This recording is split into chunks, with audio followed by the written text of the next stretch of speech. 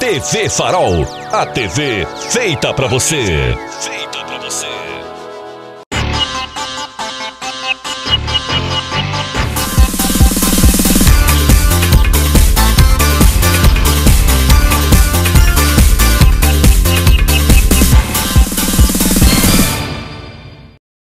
Nossas saudações a todos. Estamos iniciando o programa Segurança em Debate. Esse programa é a realização do IFOSPAN em parceria com a TV Farol. No programa de hoje, estamos aqui eu, Fábio Speron, Felipe Campos e o consultor Leonardo Assunção, onde iremos discutir e debater sobre mídia e criminalidade. De que forma a mídia pode influir positivamente ou negativamente nesses números ruins que nós temos aqui em Alagoas? Seja bem-vindo, Felipe, seja bem-vindo, Leonardo. Eu gostaria de inicialmente ouvir a opinião de vocês sobre a influência desses programas policialescos nos nossos índices. Felipe, pode começar?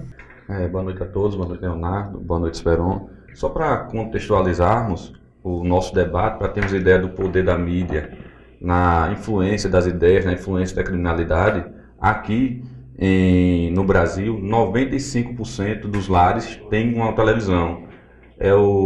Podemos chamar o eletrodoméstico que mais se tem nos lares. Só perde mesmo para, salvo engano, para geladeira ou fogão. E somados aqui no Brasil, é uma taxa de analfabetismo de 10%, chegando aí a 30% de analfabetismo funcional. Aí vocês veem o poder da mídia sobre a sociedade brasileira. O índice de analfabetismo altíssimo, analfabetismo funcional, somados à questão da televisão, que é o principal veículo de comunicação aqui no Brasil. Ainda para contextualizar, o aumento da difusão da TV como principal veículo de televisão na década de 60 em alguns países foi diretamente atrelado ao aumento da criminalidade nesses países, trazendo a ideia de que uma mídia policialesca ou programa que fomenta ou gira em torno da criminalidade pode sim influenciar o crime na região ou na parte onde esse programa é exibido. Leonardo, sua opinião sobre isso? Gostaria de saudar a todos e felicitar esse tema escolhido no dia de hoje, porque discutir o papel da mídia, quer seja ela impressa, ou televisiva, ou ainda o rádio, são ferramentas muito importantes para a formação da população. E nessa área policial, temos aí programas de tradição em nossas rádios alagoanas, nas televisões, e isso influencia no que a população vai pensar acerca da violência do dia a dia. Num primeiro momento, é um importante papel, já que dá noção do que vem ocorrendo. Nós não podemos jamais esconder o dia a dia da criminalidade, mas se esse trabalho não for executado de uma forma correta, a sensação de insegurança ficará pior do que o que já se vê no dia a dia. Os crimes ocorrem, mas você tem que saber como transformar, informar isso à população para não gerar uma situação de pânico que não é o interesse de ninguém. E é interessante o que a gente está discutindo aqui pelo seguinte: em alguns trabalhos que fizemos lá na Central de Polícia, a gente observa sim, há uma necessidade hoje de uma exposição do cidadão infrator, e isso acaba com dois sentidos. O primeiro, a gente pode fomentar que esse cidadão infrator repita o ato, ele às vezes se acha valorizado pelo fato de estar ali de frente às câmeras. E uma outra situação é aquela da exposição prévia de alguém que na realidade não cometeu aquele delito. Então fica aí essa situação, por exemplo, se é alguém que tenha recurso, que tenha alguma condição, vai depois tentar reaver esse prejuízo da sua imagem, mas e se for alguém desamparado, alguém hipossuficiente para que tenha de volta o seu direito recuperado? Vocês concordam com isso, que é uma exposição perigosa? Muito boa a sua colocação, Esperão. Infelizmente, isso faz parte do dia a dia do noticiário policial, quando nós vemos, muitas vezes, a Polícia Militar trazendo 3, 4, 5 pessoas até agora a Central de Flagrantes, antiga Central de Polícia, e essas pessoas são filmadas, entrevistadas, sua imagem circula por todo o estado, e ao final nós percebemos que só 1 ou 2 daqueles elementos que são autuados em flagrante. E os outros 3 que já tiveram sua imagem exposta. Como isso será recuperado? Nós sabemos que a maioria das pessoas não busca a justiça para ter a reparação. Então o prejuízo já fica. Então deveria haver um cuidado muito grande, que nós sabemos que quando são pessoas de um poder aquisitivo maior, envolvidas realmente na criminalidade, essas pessoas não são mostradas. Mas aqueles suspeitos de um poder aquisitivo reduzido, imediatamente são mostrados.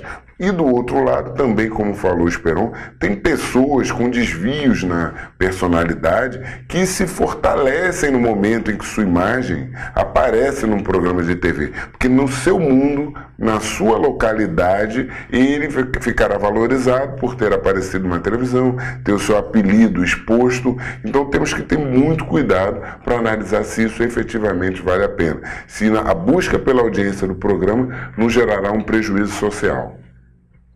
Também concordo, de fato, a mídia é algo que desperta o interesse. Já tivemos casos históricos e recentes de criminosos que ligam a televisão, faziam questão de que a sua imagem fosse exibida mesmo na televisão, mesmo ligada à criminalidade. E sobre a questão da exposição de pessoas algemadas, sendo presas ali na delegacia, no ambiente da delegacia, é algo que fica no imaginário da população. E mesmo com o direito de resposta, se alguns procurassem, a maioria não procura, o estrago da exposição negativa da imagem da pessoa que está sendo apenas acusada não volta atrás. Para vocês terem ideia, o ministro do Supremo Tribunal Federal, Marco Aurélio, reproduziu uma frase do jornalista Joaquim Falcão, que fez um artigo belíssimo em Imprensa e Justiça, em 1993, que diz mais ou menos assim, que a imprensa não é justiça, que essa relação remendo é um desvio institucional, jornal não é fórum, repórter não é juiz, e nem editor é desembargador. De fato, quando algum repórter lança a imagem de alguém sendo preso em flagrante e depois essa pessoa é absolvida, ela já foi condenada pela opinião pública. Não tem como desfazer essa condenação no imaginário ou na visão da população ao qual ele foi exposto. Então, o editor de um jornal tem que ser muito criterioso, os repórteres policiais têm que ser muito criteriosos em relação à imagem daquela pessoa que está sendo filmada, para não fazer uma condenação prévia do acusado diante da opinião pública. Interessante a sua observação, Felipe, me fez lembrar os proprietários daquela escola lá de São Paulo que foram expostos e a gente percebeu algum tempo depois que aquele pessoal era inocente.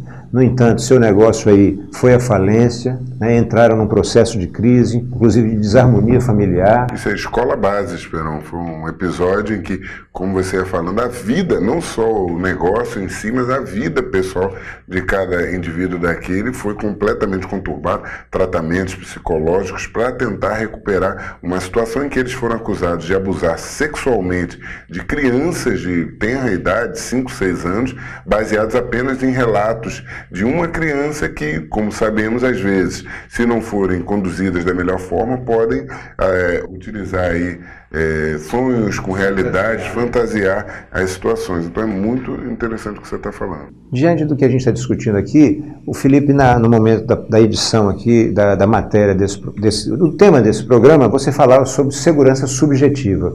É isso a que você se referia, Felipe? Não, exatamente. Há uma diferença de segurança objetiva, de segurança ou insegurança também subjetiva.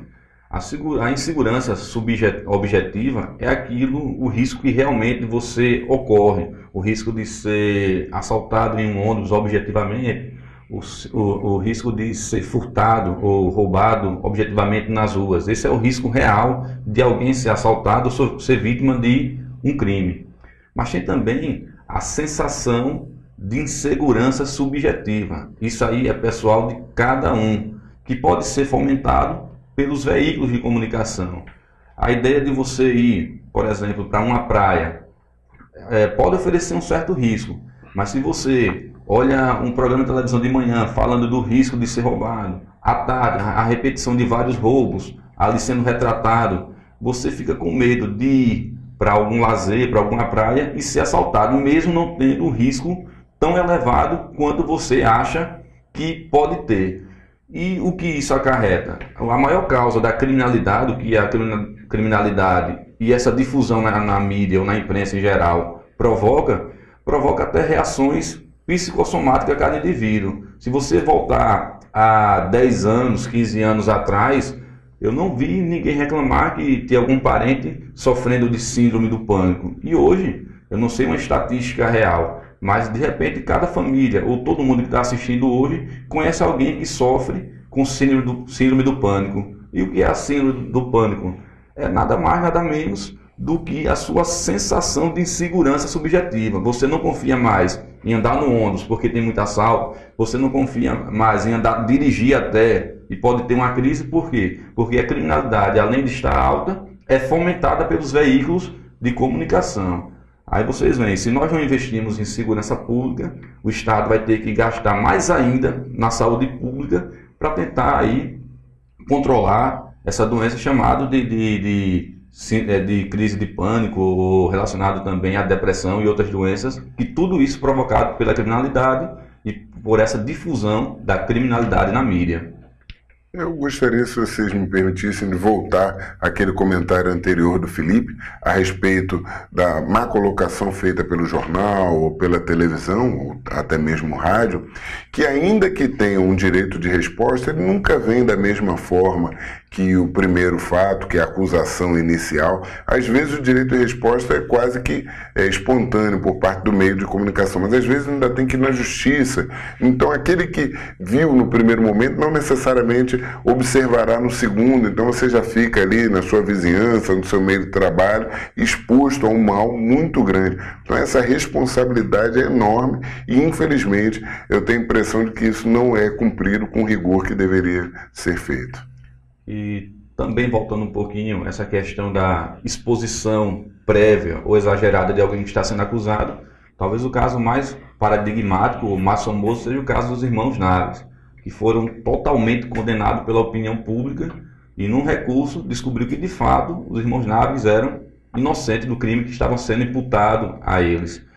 E outra coisa relacionada também a essa exposição prévia de um acusado de um crime, foi falado aqui pelo Esperão, pelo Leonardo, em relação aos crimes sexuais. Os crimes sexuais tem que ter muito cuidado em relação a eles, primeiro, porque a opinião pública não aceita crimes sexuais.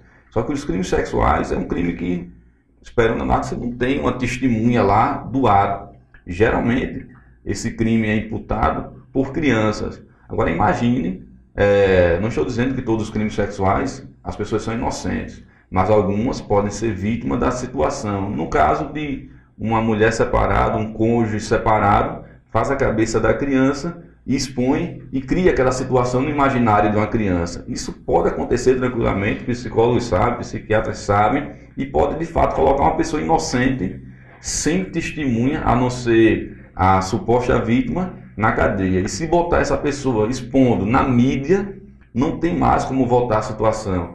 Todos os seus companheiros, amigos, colegas profissionais vão ter aquela pessoa como um criminoso, e que de fato pode não ser. Então temos que ter muito cuidado ao divulgar a imagem de pessoas que estão sendo acusadas, principalmente naquela situação de prisão relacionada à delegacia e à sua exposição prévia na mídia. Felipe, você falou a respeito da sociedade como um todo que não aceita o crime, a violência sexual, mas eu vou especificamente na questão prisional mesmo. Todos nós sabemos, e a própria mídia se encarrega de repetir isso sempre, que a integridade física daquele indivíduo que é acusado do crime sexual corre total risco quando ele é detido e é de conhecimento dos outros presos que ele é um criminoso sexual. E como você bem disse, não são raros os casos em que, por intrigas familiares, momentos realmente de desfazimento de uma união, um casamento propriamente dito, utiliza-se a criança através de alienação parental ou de outras formas para atingir o ex-cônjuge. Então tem que ter, nós sabemos que a polícia tem que avançar bastante ainda nessa questão de apoio psicológico, né, tudo isso, principalmente no momento ali das emergências, nos flagrantes, que nós não temos o devido apoio, e a vida das pessoas pode até chegar ao fim numa acusação dessa que não seja verdadeira. Mas é muito interessante. Os comentários de vocês bastante pertinentes. Aliás, a gente estava sentindo a sua falta aqui, Felipe. Você fez o programa recente, mas esteve viajando, esteve em Brasília. A gente fica muito feliz aqui com a sua volta, né, Leonardo? E lembramos a você, a TV Farol tem essa preocupação, o nosso programa Segurança e Debate também, em não direcionar o nosso programa para essa área policialesca. Não que esses programas não tenham, de certa forma, algum mérito. A gente sabe que existem alguns infratores que realmente é importante que a população os conheça e, de repente, até de uma forma de utilização de uma proteção. Mas os exageros que a gente vê, a situação de transformar isso em sensacionalismo, né, a exposição das pessoas e essa deletéria valorização desse tipo de infrator, a gente fica receoso aqui. Mas a gente entende que, de uma forma ou de outra, é preciso redirecionar. Esse tipo de TV, eu tenho, não sei se vocês concordam, eu tenho a impressão que deve estar um pouquinho tendendo à decadência, porque as pessoas já não aguentam mais esse tipo de fomento, né? Mas nós vamos agora a um breve intervalo, lembrando a vocês, nós temos aí diversas instituições de ensino, mas não esqueça, a Estácio é aquela que aproxima você dos bancos acadêmicos ao mundo profissional. A gente volta já já.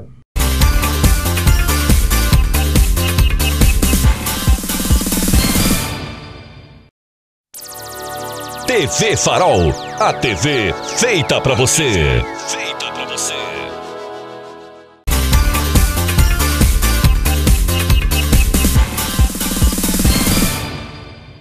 Voltamos ao nosso debate, hoje com o tema mídia e criminalidade, ou seja, de que forma a mídia pode influenciar negativamente, positivamente, nesses índices que temos aqui em Alagoas. Mas eu gostaria de pedir aqui a ajuda dos consultores. Nós recebemos uma mensagem aqui do Luiz Braga, onde ele diz o seguinte, que ele afirma que síndrome do pânico ele considera algo genético. Eu, particularmente, entendo que não pode ser sempre assim. Por exemplo, eu tive um caso na minha própria casa, onde a minha filha foi assaltada por 3 vezes, precisou de um acompanhamento psicológico, como você mesmo disse, Felipe, algo que custou caro, mas que graças a Deus, após aí 1 ano, 2 anos, com acompanhamento aí da excelente psicóloga, a doutora Claudemir Queiroz, ela vem mostrando um quadro de evolução, já se torna um pouco mais à vontade para sair. Mas vocês entendem dessa forma que pode ser algo genético, como afirmou o nosso telespectador? Esperão, só para complementar, tem que ficar consignado que essa opinião de que a síndrome do pânico é algo genético, eu creio que há uma predisposição genética para pessoas desenvolverem relacionado quando estão numa área que a criminalidade é muito alta. Mas o que a gente pode fazer é marcar um debate específico com um profissional da área para debater apenas sobre síndrome do pânico, porque é um assunto muito complexo e foge um pouquinho, pelo menos, da minha alçada para debater essa questão. Leonardo, quer comentar? Eu também acho bem profundo o assunto, embora tenha a impressão de que isso se dá em razão das experiências vividas pela pessoa. Bom, eu fiz um comentário no bloco anterior, onde eu entendia e entendo que há uma tendência, né, à diminuição desse tipo de programa. Eu estou me referindo à questão da audiência. Por exemplo, eu confesso a vocês que não consigo assistir um programa desse. Nós temos até boas emissoras, mas que com esse tipo de programa eu tenho a sensação que vai sair sangue pela tela. Né? Vocês concordam com isso, que há essa tendência à diminuição, ou discordam do que eu disse? Se permite aqui, Felipe, quando falamos só na tela, eu gostaria até de estender, porque isso começou com jornais, que é famosa aquela expressão dos jornais que nós dobrávamos e saía sangue, tínhamos também muito nas rádios, e hoje chegou às televisões. Nós temos televisões abertas, em âmbito nacional, temos pelo menos 2 programas, em 2 das principais emissoras de TV, policialescos, né, que se estendem ao longo de horas, somente explorando casos. Falo explorando porque até a narrativa, isso eu estou falando em âmbito nacional, gente, tá? Não estou nem falando aqui em Alagoas, que exploram 2 apresentadores bem famosos com essa questão, um ponto de vista mais policialesco. Então, ao contrário, infelizmente, eu entendo que a coisa está até crescendo. Estão explorando mais a segurança pública e discutindo menos. Puxando a brasa aqui para a nossa sardinha, eu posso dizer que temos poucos programas do nível do programa Segurança em Debate que efetivamente buscam uma melhoria para a temática e não explorar as vítimas e seus familiares. Outro fenômeno interessante relacionado a isso é que esses programas, como nós falamos, despertam o interesse de uma parte da população que gosta daquela sensação de criminalidade, de terror. A prova disso que pelo menos na minha adolescência, lá, década de 80, havia aquela questão da cultura do filme de terror. A cidade era pacífica, você não podia andar você podia andar tranquilamente na rua, não tinha essa questão de assalto, nem furto, nem assalto em ônibus, e aquela sensação boazinha de suspense que é causada no seu corpo, a gente só através de filmes de terror. Hoje, por exemplo, o caso de muita gente, é um fenômeno que se repete, não conseguem mais assistir filmes de terror. Por quê? Porque já vivemos esse terror na rua, que é reproduzido na televisão através de alguns telejornais. O que é que ocorre? Algum grupo tem essa ideia, essa fixação pelo terror, seja ele um terror ficção ou um terror real ocasionado pela criminalidade. Mas outro grupo se torna insensível a isso. É por isso que nós vemos aí um corpo estendido no chão e aquilo torna alguma coisa normal. Não é insensibilidade das pessoas que veem mais homicídio, apenas homicídio como números. Essa insensibilidade é uma defesa neurológica para você não pirar de fato com essa criminalidade. E por outro lado, pessoas com essa predisposição, eu acho, mais frágeis, não conseguem. Eu conheço também pessoas que não assistem televisão porque só tem sangue. Então são 3 grupos. Aquelas pessoas que não conseguem mais assistir esses programas policialescos porque não aguentam mais tanto terror na televisão ou tanta criminalidade. Outro grupo desenvolve um bloqueio.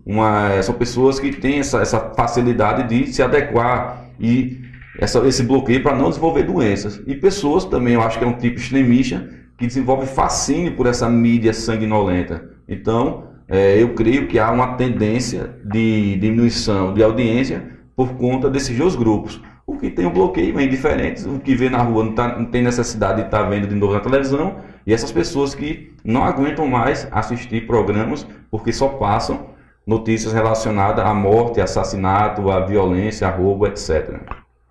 Felipe, essas pessoas que têm um fascínio pela violência, pela cobertura da violência, muitas vezes não percebem que elas, ou algum familiar, amigo seu, podem também ser atingidas. Que quando você enxerga na televisão apenas algo muito distante, fica cômodo para que você acompanhe. Mas com a violência crescente que vivemos, muitas vezes você é atingido ou alguém que está ao seu redor. O que aí fica muito ruim, você não tem mais força para lutar numa melhoria da segurança pública. Por isso que estamos aqui sempre lutando para que a segurança pública melhore, para que não tenhamos tanto material para esses programas. O material é farto, infelizmente, a cada final de semana ou a cada dia.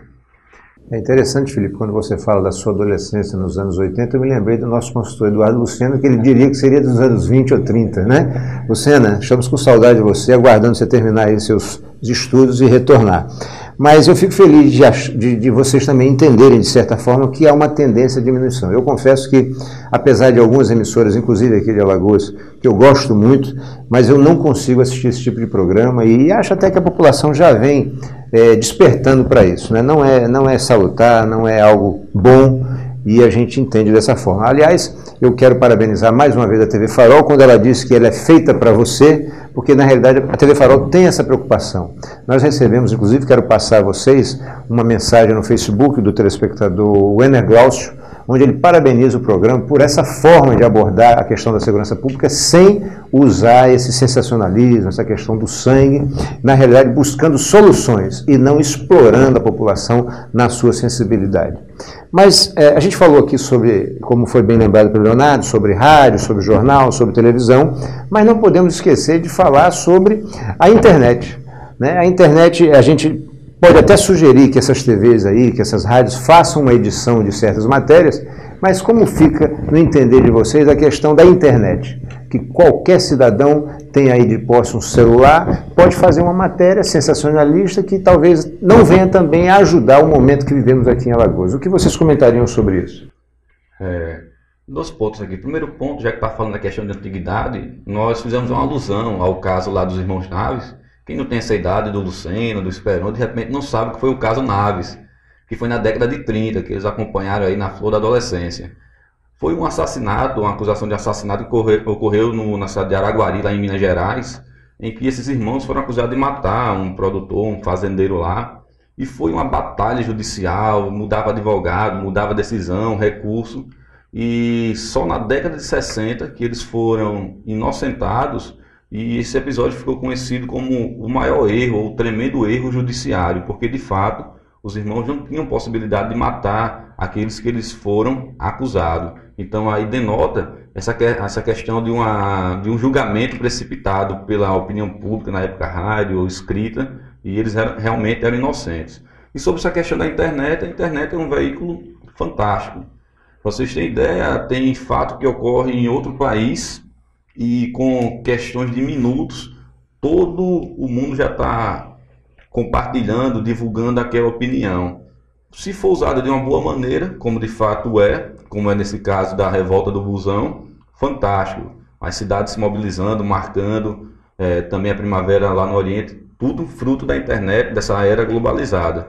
Mas de fato nós também encontramos algumas matérias implantadas, falsas, às vezes por precipitação, por querer o furo da hora, a matéria da hora, que é reproduzida, repercutida, compartilhada, sem o cuidado que um verdadeiro jornalista tem de ver se a fonte é fidedigna ou não.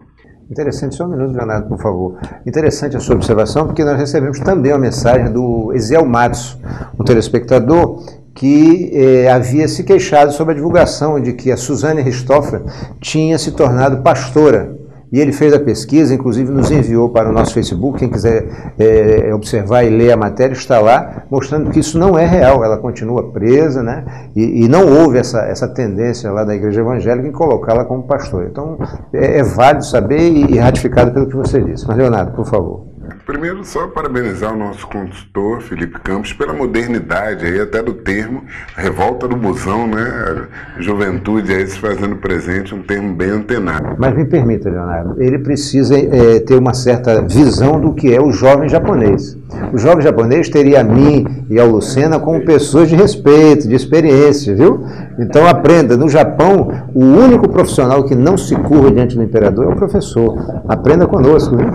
Respeito aos mais velhos, idosos. Por favor, os mais experientes. Isso, melhor ainda. Mas no que concerne à internet, o Felipe já colocou alguma coisa, tentarei acrescentar algo.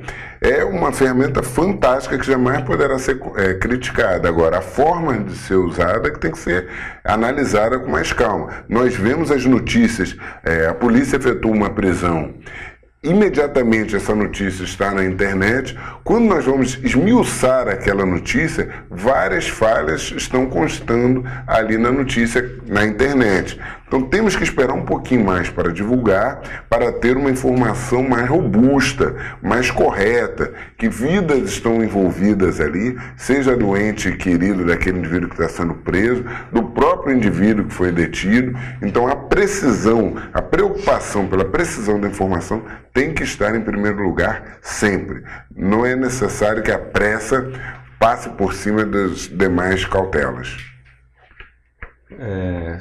Mais uma vez sobre a internet, sobre a questão da mídia, tem dois assuntos que trago aqui à baila.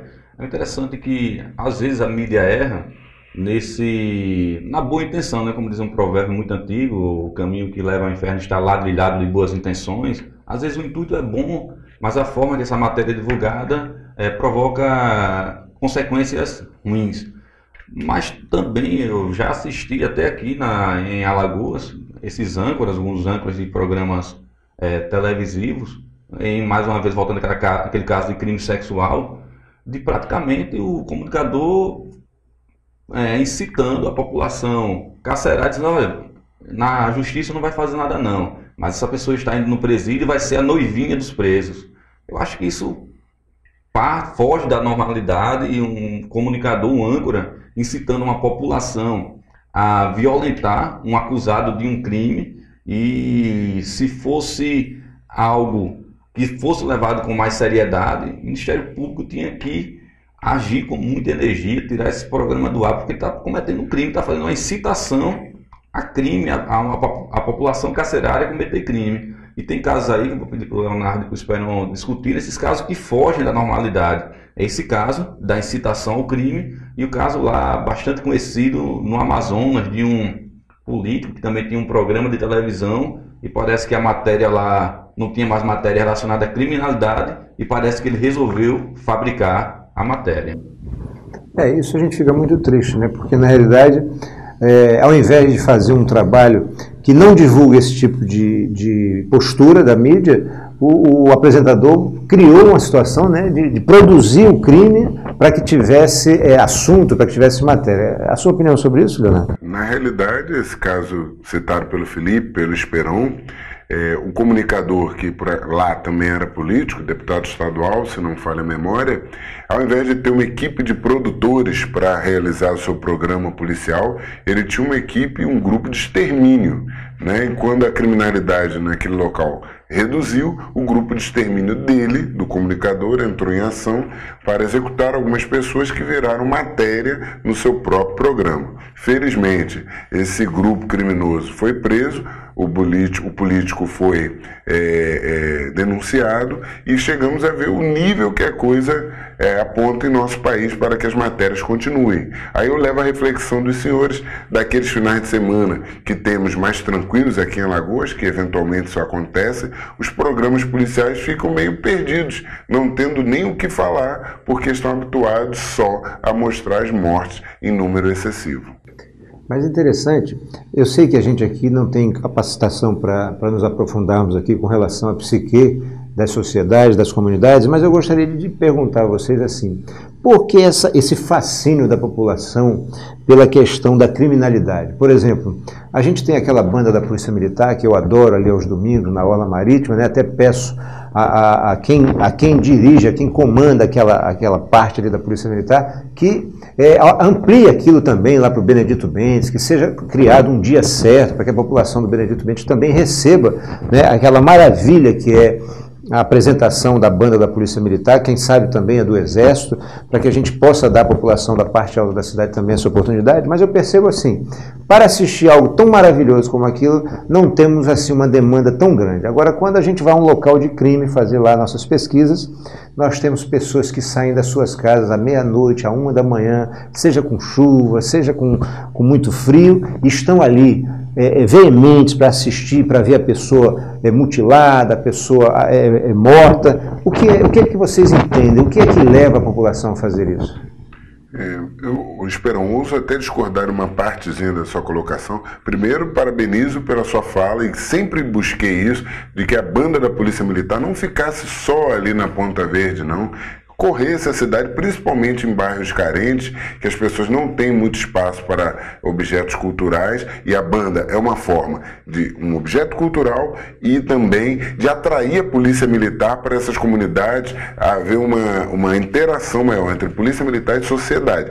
Mas a discordância que falei é que, se ela for nesses bairros carentes, haverá público sim, muitas pessoas irão, todo mundo gosta, só não tem um acesso, porque a pessoa não vai sair da parte alta da cidade para ir para Ponta Verde para assistir, mas se for no seu bairro, com certeza terá um público. Então, entendo que no que se refere às pessoas se deslocarem às ruas, é porque é uma cultura. Os pais não impedem que seus filhos se dirijam, crianças fiquem ao lado de corpos com imagens fortíssimas, o que não é recomendado. Eu creio que esse fascínio que se tem por algo negativo é normal da civilização, dentro de uma normalidade ou dentro de um contexto, mas quando se torna excessivo, é muito perigoso para uma sociedade em si. Para você ter ideia, as sensações têm que estar dentro de um padrão de normalidade. Tem pessoas que gostam de sentir um pouco de dor, você vê até nas relações amorosas mesmo, tem gente que gosta de uma mordidinha no lábio, isso aí está dentro da normalidade. Mas o excesso disso, segundo a medicina legal, está a questão do vampirismo, ou aquela questão do pessoal que se automutila, ou seja, foge da normalidade. Como eu disse antigamente, fazia essa sensação do terror através de uma obra de ficção, porque o sistema límbico não faz a distinção. Aquela substância neural, aquele suor na mão, é bonzinho quando você sabe que é uma ficção, mas quando você começa a sentir isso na realidade por conta da criminalidade e sentir algo prazeroso, isso aí já foge, na minha opinião, da normalidade. E para vocês terem ideia como isso é tão sério, no dia 21, quinta-feira, houveram 100 cidades que fizeram protestos relacionados à revolta do busão, como está sendo divulgada. Das 100 cidades que fizeram essa revolta, apenas 8 foram mais noticiadas e reproduzidas em toda a mídia, direto, porque fugiram da normalidade e tiveram vândalos infiltrados.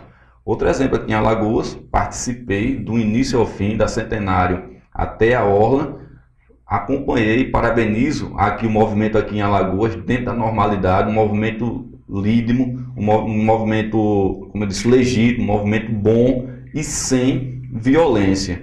E algumas hostilidades que começaram a expandir, a Polícia Militar conseguiu debelar tranquilamente através da verbalização, do jeito que tem que ser. Então, não foi reproduzido o nosso movimento aqui em Maceió, não tenho o número exato, sei que teve uma hora que eu vi mais de 20 mil pessoas, não tem como quantificar, mas a mídia nacional não deu destaque. Por quê? Porque não foi violenta. Se tivesse excessos e atos de vandalismo, com certeza estaria na mídia nacional. Como foi um movimento pacífico e ordeiro, um movimento bonito, nenhum jornal deu essa ênfase ao nosso movimento.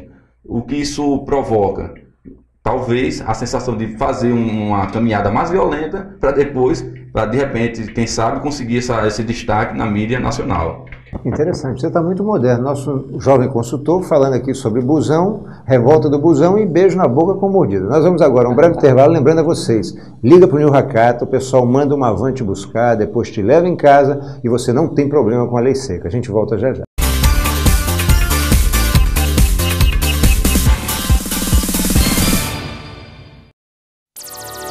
TV Farol, a TV feita pra você. Feita pra você.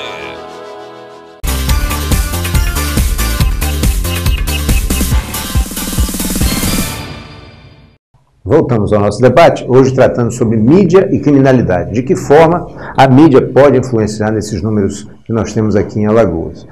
Felipe, apesar da sua jovialidade, eu gostaria de lembrar você, o Leonardo não é tão jovem assim, está um pouco mais maduro, mas tudo isso começou, esse tipo de programa, começou com um programa chamado O Povo na TV. Eu gostaria que vocês comentassem sobre isso, e inclusive há uma tendência, né? Me parece que esse tipo de programa sempre acaba com alguma coisa errada e ou sucumbe, ou perde audiência. Comenta sobre isso, por favor, Felipe. De fato, a gente está brincando aqui com a idade do Esperon, mas é só para assumir o lugar do Lucena, que faziam aquele debate aqui, bonzinho no ar, esse debate engraçado no ar, mas com todo respeito ao Esperon, é um mestre aqui, nosso professor. Sobre esses programas, parece que eles têm um prazo de validade. Tem esse primeiro programa que o Esperon citou, tem um caso também do Aqui Agora, que foi ao ar, ganha um apogeu, mas também parece que tem um prazo de validade.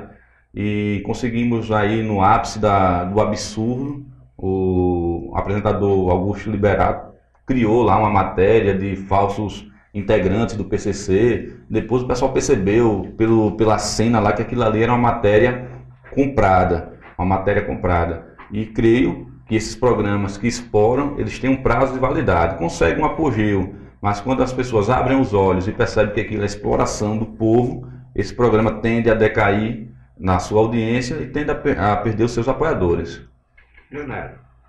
Eu gostaria apenas de lembrar que antes até do Povo na TV, teve um programa mais antigo, um pouquinho, que foi O Homem do Sapato Branco, né? Ainda Jacinto Figueira Júnior. Isso, fomos longe agora, mas era um programa que já passava num horário um pouquinho mais tarde, não era o horário nobre mesmo, também explorando a temática da segurança pública, e tivemos aí, como foi bem dito, o Povo na TV, que acabou chegando ao fim por um escândalo também de determinadas situações que eram combinadas para dar mais audiência. O Aqui Agora, que teve o famoso repórter Gil Gomes ali, com sua voz diferenciada, e marcou época na TV brasileira. Então vemos que a programação de nossa TV sempre esteve marcada por programas de rádio também, da mesma forma, programas desse nível, com esse tipo de apelo na questão da segurança pública. Vamos ver se agora conseguimos virar essa página, embora o nosso momento não seja tão favorável a isso. Então é interessante, a gente verifica que quando a gente se refere à internet, vai realmente sair um pouco de controle. Mas a gente pede, né, aos responsáveis por essas TVs, por essas rádios, inclusive os jornais, que tenham essa preocupação. A gente está discutindo aqui, chegando à conclusão, vou daqui a pouco pedir a cada um que dê suas conclusões sobre isso, mas a gente percebe que não é o ideal, isso não é bom para a população. Inclusive o infrator, a gente vem percebendo, muitas vezes se sente, né, valorizado quando ele está descendo da viatura ali e a mídia faz o foco, faz um flash, e o que é que ocorre? Ele acha que aquilo ali é bom, ele pode repetir o delito, e isso não é interessante, né? Vocês concordam também com isso? Concordo que as TVs são cessionárias do serviço público e têm por obrigação legal, constitucional, de trazer para o povo uma informação que tenha utilidade pública. É claro que parte dessa mídia que explora isso, quando é um serial killer, muito bom quando bota o rosto dele, porque vão aparecer outras vítimas. Isso é bom. Mas a exploração gratuita só por explorar ou para ganhar dinheiro em cima disso é uma coisa danosa a toda a sociedade. Como eu disse, são cessionários de um serviço público e tem que dar um serviço público de qualidade, com educação, com responsabilidade, que favoreça a saúde, a educação e, em geral, a segurança do povo.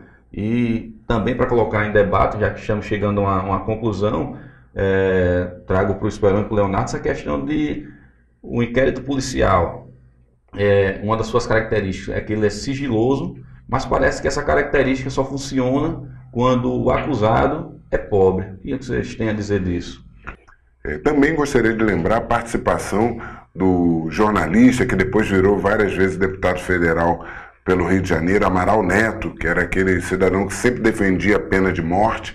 E lembrar que nesses programas policiais são cunhadas várias expressões que a população passa a repetir ao longo de décadas, como aquela história de bandido bom é bandido morto, surgiu em programas policiais, e frases desse gênero, que são repetidas ao longo do tempo. Sobre essa questão que você falou do sigilo ou não do inquérito policial, realmente existem vazamentos de informações de inquéritos policiais para a imprensa, assim como existem investigações conduzidas pelo Ministério Público, aqui no caso de Alagoas também, o GECOC, que chegam ao conhecimento da imprensa antes mesmo de chegar numa delegacia de polícia. Então isso é uma prática de todo o país que tem que ser corrigida para que isso não fique aí banalizado. Eu confesso que me preocupa muito, inclusive pelo que foi dito por vocês, porque, por exemplo, a polícia toma conhecimento de um crime, só que 1 hora, 2 horas, 3 horas antes, isso já está aí na internet, com divulgação de detalhes, de informações que são importantes para a elucidação desse crime, e isso não é uma forma da mídia ajudar, da mídia contribuir para que esses números sejam reduzidos. Por quê? Determinadas informações provocam a fuga daqueles envolvidos, provocam a preparação para que ele já tenha ali uma defesa, um álibi, e isso não é interessante. Então, essa preocupação é importante, esse programa resolveu debater sobre isso, porque sabe que isso tem contribuído para talvez um aumento aí ainda mais dos nossos índices, então é válido, né, que a gente tente conscientizar. A TV Farol tem feito um trabalho excelente, modesta parte aqui, com relação a isso, né, uma programação de qualidade, buscando realmente apresentar críticas, mas sempre acompanhadas das soluções. Vocês compartilham desse ideal também? Exatamente, Esperão. Só para reforçar o que você falou, muitos comparsas acabam fugindo ou se desfazendo de material criminoso por conta dessa informação que foi vazada anteriormente do que deveria ser feito, e também pelo outro ponto de vista, quando você corre muito para dar notícia, quase na totalidade dos casos a notícia não tem precisão, não vem completamente certa. Sempre falta alguma informação, quer seja no nome do criminoso, o local do fato, o crime que foi praticado, não há a retidão da informação. Outra coisa que vale ressaltar, eu acho que vocês concordam, é a importância, né, de quem está à frente desse tipo de mídia, que faça a consulta, né? Como o Felipe disse, não é porque o infrator é humilde, é hipossuficiente, que ele é obrigado a ter exposta a sua imagem. Então, que seja consultado, se ele quer ou não quer. E ainda assim que seja feita uma, vamos dizer assim, entre aspas, uma pequena censura. Se é aquele que vai se vangloriar, que vai transformar aquela entrevista em algo que venha multiplicar entre seus parceiros a violência, que isso seja censurado, porque não é salutar para a sociedade que a mídia divulgue isso. Concordam com isso também? Concordo. Vi diversas imagens de levando explorando uma pessoa presa por embriaguez, aí pega aquele estado de embriaguez e começa a explorar, ele começa a falar algo até jocoso e começa a fazer aquela exploração. Isso é muito ruim. para a televisão brasileira. Nós temos que acordar, e a população em geral, começar a tentar se esquivar desses programas que só exploram a desgraça, que só exploram a violência, que só exploram aquilo que não é bom para a sociedade. Por exemplo, a gente comentou aqui sobre uma tendência, né? Esse tipo de programa acaba sucumbindo, acaba perdendo audiência, e isso ratifica aqui o que a gente vem dizendo. Mas eu pergunto a vocês, de que forma a sociedade se sente identificada com isso? Por que que eles buscam dar essa audiência, Felipe? Você entende de que forma isso? Como já falamos, essa ideia de gostar daquilo que é mal, se identificar com a maldade, se identificar, tipo a síndrome de Estocolmo, surgiu num atentado tal, e as pessoas que foram vítimas dos criminosos, no fim da história lá, começaram a fazer uma associação de defesa daqueles terroristas, teve até casamento de vítimas do sequestro com esses terroristas. Então esse mesmo sentimento que desenvolve a síndrome de Estocolmo pode desenvolver também esse sentimento de comiseração pelos criminosos, decorrente de várias causas psíquicas aqui. Mas como já estamos chegando numa fase de conclusão, aí uma ideia geral é que, de fato, uma mídia sensacionalista pode provocar, sim, um aumento não só da sensação de segurança, como fomento da criminalidade e outras causas que nós estamos debatendo, chegando a algumas conclusões aqui no decorrer desse final do programa. Leonardo. A impressão que eu tenho, Esperon, é que pessoas que são dadas a essa prática, esse amor muito grande por esses programas, é porque elas não percebem que também podem ser vítimas num futuro de uma prática da mesma forma. Quando você prende 5, 6 pessoas e leva para uma delegacia, mostra todas essas pessoas, 1 ou 2 ou 3 dessas pessoas que lá estão podem ser inocentes, mas já foram mostradas e tratadas como criminosos. Isso me recorda, inclusive, uma passagem do livro Rota, a história da polícia que mata, do jornalista Caco Barcelos, em que ele descrevia um cidadão de São Paulo que era fã de um radialista policial, que tinha esses programas que todo mundo que era assassinado, era preso, era taxado como bandido. E esse indivíduo sempre aplaudia aquela narrativa. Até que um dia ele teve seu filho numa situação envolvida com a polícia, que o filho foi barbaramente assassinado, um jovem inocente, e no dia seguinte o seu filho foi taxado como criminoso naquele programa que ele tanto gostava. E ele não tinha espaço para tentar defender o seu filho, que era um inocente, porque a máquina de fazer criminosos já estava girando, e daquela vez, infelizmente, com o filho dele. Então temos que ter muito cuidado quando pessoas são crucificadas sem a menor chance de defesa. Até porque quando são políticos envolvidos em desvio de recursos públicos, nós não vemos o rosto dessas pessoas ali sendo exposto e ridicularizado da mesma forma quando está lá o ladrão de galinha. Bem, então é importante que haja esse respeito, como disse o Leonardo, às vezes 2, 3, 4 infratores que são conduzidos à delegacia, nem todos comprovadamente estão envolvidos, então é preciso que se preserve essa imagem, em especial daqueles mais humildes. Mas nós vamos agora ao quadro do acerto e erro do alvo.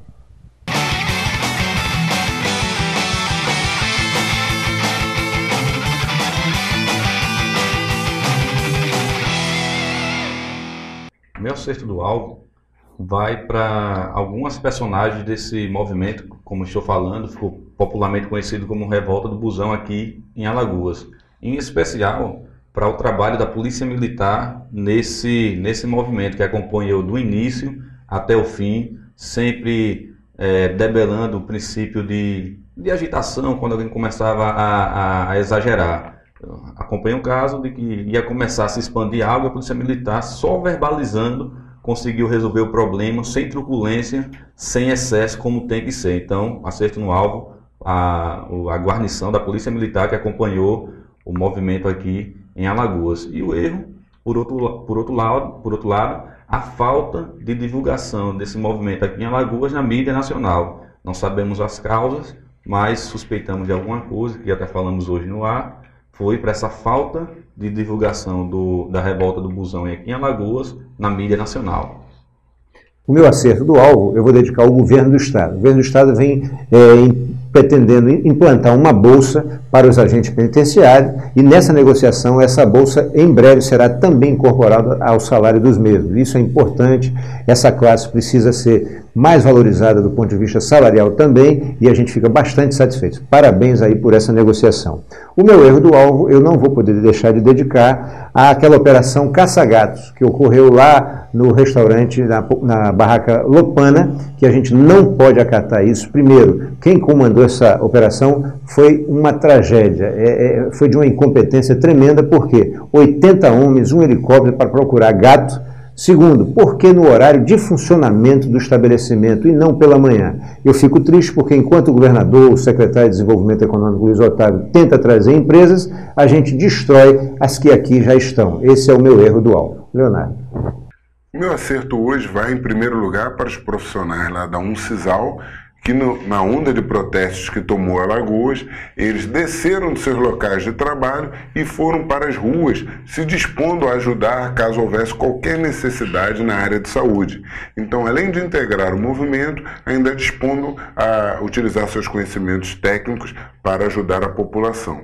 Assim como alguns advogados, capitaneados aqui por nosso entrevistado já comum, Dr. Raimundo Palmeira, que ficaram na Avenida Fernandes Lima apenas para se dispor a ajudar a população caso houvesse algum excesso policial, o que felizmente não houve, como bem disse o Felipe aqui, já que a Polícia Militar atuou muito bem nesse episódio. E o erro do alvo eu vou dedicar, diante de todo esse contexto, para a imprensa. Vou concordar aqui com o relator Felipe, a imprensa nacional que não soube mostrar o brilhante exemplo dado por Alagoas em protestos pacíficos e bem numerosos. Eu gostaria de pedir aos dois consultores que fizessem suas considerações finais em 1 minuto. A minha consideração é que, de fato, a mídia mal usada pode influenciar nessa criminalidade e que a mídia, como uma cessionária de serviço público, tem o dever com o público de trazer uma informação de qualidade, que traga alguma coisa relacionada à saúde, à educação ou em benefício geral da população. Já o meu comentário, Esperon, é para você, telespectador, que esses programas apelativos só fazem porque acreditam que assim conseguirão maior audiência. Se você souber escolher o programa que assiste, repercutir aquilo que há de bom, essas práticas mais práticas do jornalismo ficarão esquecidas e apenas o conhecimento para o telespectador, ouvinte ou internauta será passado. Cabe você escolher o que tem de melhor para assistir. Bem, eu ratifico aqui as palavras do consultor Leonardo.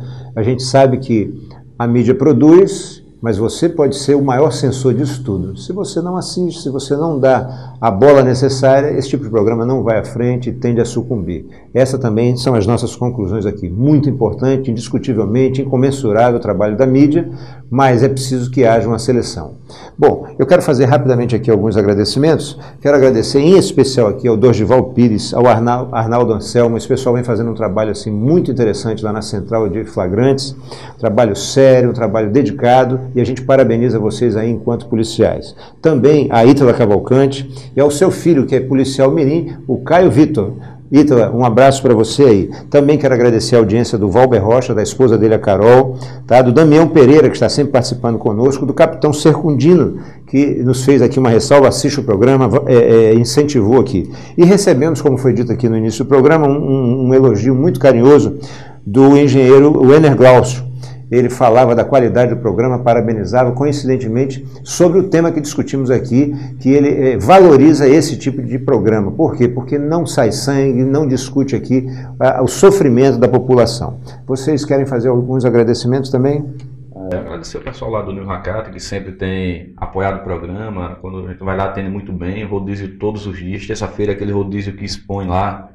Agradecemos a sua audiência e esperamos você no próximo programa. Muita paz a todos vocês.